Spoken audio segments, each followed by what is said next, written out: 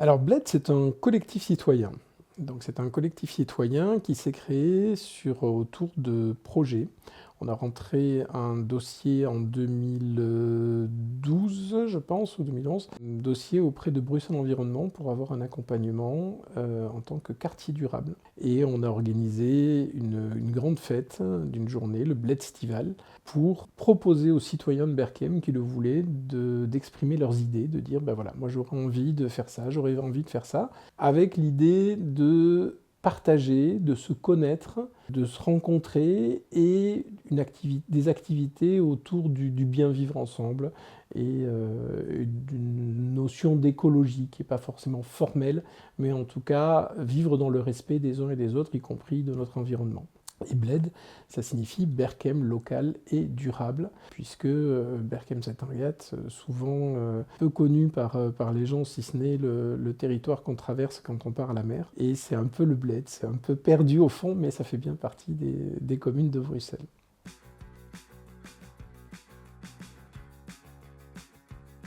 Et le formidable est un des projets du Bled, un projet qui a mis du temps à naître, puisqu'il a fallu construire le four. Donc on a pris 1 an pour construire nous-mêmes le four, avec une personne qui est allée se former à la construction de ce type de four, et on a été accompagné par un professionnel de ce type de four aussi, qui a accepté de nous guider, de passer du temps avec nous. Donc on a fait ça sur plusieurs week-ends, avec chaque fois que c'était possible des matériaux de récupération et des matériaux traditionnels, puisque c'est un four traditionnel qui a été construit, il a fallu presque 1 an pour le construire, et ce four est installé sur un terrain face au CPAS, qui accueille aussi l'épicerie sociale, et ça avait tout son sens qu'il soit à cet emplacement-là.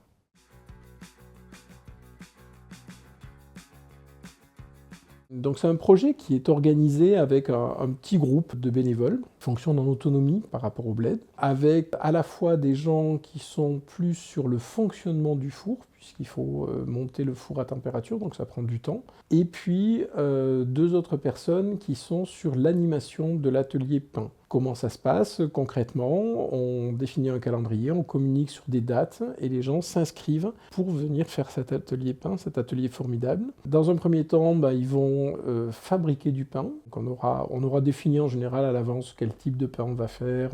Certaines personnes préfèrent certaines choses, donc on réfléchit ensemble. On fournit toutes les matières premières.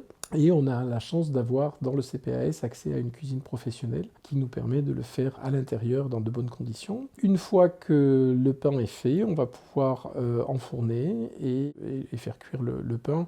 Très généralement, on fait aussi autre chose, soit des gâteaux, soit en tout cas quelque chose pour créer un moment de convivialité autour de ce moment-là. Et ensuite, chacun part avec son pain. Il y aura eu une participation consciente pour qu'on puisse rentrer dans nos frais et que les matières premières soient remboursées.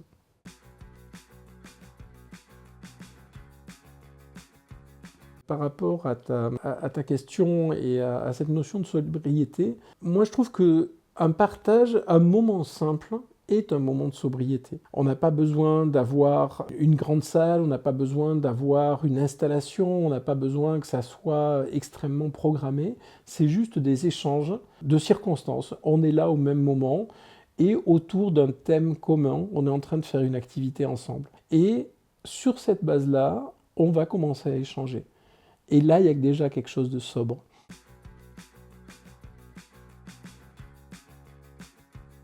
Dans cette notion de sobriété, et de cette sobriété qui fait peur parce qu'on perd quelque chose, moi je le vois plus comme une question d'échange. Qu'est-ce que je vais gagner?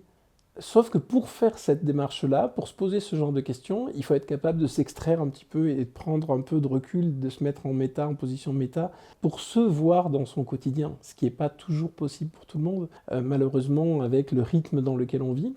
Mais quand on y arrive, on peut vraiment faire des choix éclairés et de se dire, j'ai vraiment passé un bon moment, c'était chouette, allez, tant pis, je sais que ça va être un petit effort, mais je le fais parce que je vais passer un bon moment. Ces expériences-là donnent du plaisir et montrent qu'on peut faire sobre, parce qu'il n'y a pas que le côté restrictif dans la sobriété. Pierre Rabhi parlait de sobriété heureuse, c'est pouvoir s'extasier, waouh, ça c'est chouette, ce que je suis en train de faire, c'est un bon moment, encore faut-il se poser et en prendre conscience.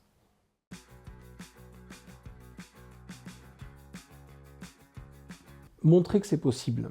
Alors c'est vrai que souvent j'utilise le terme d'exemplarité, mais qui a double sens. C'est pas être exemplaire, regarder comment il faut être. Non, c'est simplement je vis et je fais des activités comme elles me semblent être bonnes pour moi et pour mon environnement. On n'est pas dans l'égoïsme, c'est voilà, je vis ce qui est bon pour moi, tout en respectant mon environnement. Et le fait de montrer cet exemple-là peut inspirer des gens, peut lever des freins, des peurs. Bah tiens, si lui arrive à le faire, pourquoi pas moi?